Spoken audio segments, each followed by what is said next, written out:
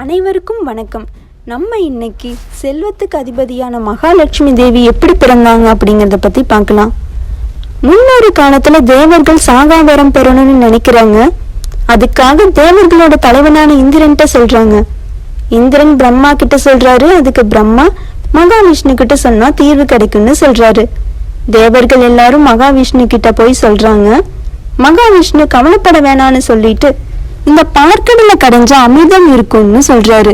இந்த பார்க்கடலை கடைஞ்ச அமிர்தத்தை நம்மால பெற முடியும்னு, அதை நம்ம அருந்தினா சாகாவரம் பெறலாம்னு சொல்றாரு. இப்படி சொல்லிட்டு எல்லாரும் ஆலோசனை பண்ணிட்டு இருக்காங்க. கடல் எவ்வளவு பெருசு, தேவர்கள் மட்டும் அதை எப்படி கடைய முடியும்? அசுரர்கள்ட்ட உதவி கேட்கறாங்க. அதுக்காக மேருமலைய மொத்தாவும் வாசுகிங்கிற பாம்பை கயிறாவும் வச்சு திருப்பார்கடலை கடையிறாங்க.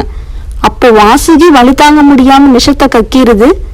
அப்ப கடல்ல இருந்து வந்த ஆழகால விஷயத்தை சிவபெருமான தன்னோட கழுத்துல நிறுத்திடுறாரு. சிவபெருமான் அருந்திட்டு தன்னோட கழுத்துல நிறுத்திடுறாரு.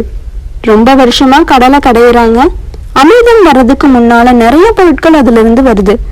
உதாரணமா சிந்தாமணி, துளசி, கௌத்துவமணி, காமதேனு, கற்பக விருட்சம் அப்படின்னு நிறைய பொருட்கள் அந்த அமிர்தத்தை கடையும் போது வருது. தேவர்கள் அசுரர்கள் எல்லாரும் ஆளுக்கு ஒரு பொருளை எடுத்துக்கிறாங்க. அதுல இருந்து வந்த மகாலட்சுமி தேவிய விஷ்ணு திருமணம் செஞ்சுக்கிறாரு. இப்படித்தான் மகாலட்சுமி பிறக்கிறாங்க. அலைக்கடல்ல பிறந்ததால மகாலட்சுமிக்கு அலைமகள் அப்படின்னு பேரும் வந்துச்சு.